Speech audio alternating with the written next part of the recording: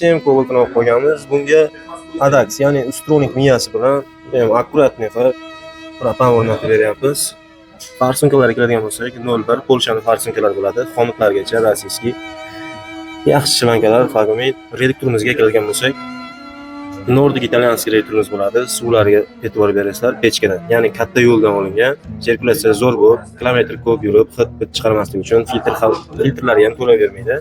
Mana shunaqa sirkulyatsiya to'g'ri yo'ldan olinsa, ya'ni kattaroq joydan, mana bunaqa kichkina joydan olib qo'yilgan bo'lsa, kilometr ham kam yuradi, reduktor moylanib ketadi, reduktor isitib bera olmaydi.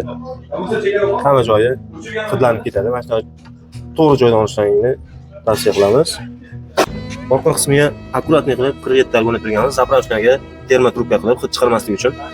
Bilasizlar, zapravочник trubasini sug'urib olganda orqasi o'ynab ketadi. Mana bunaqa joyi tagi. Shunda utechka bo'lishi mumkin. Alyumin trubka qo'ysalaring, bunda utechka bo'lmaydi, chunki plastmassa.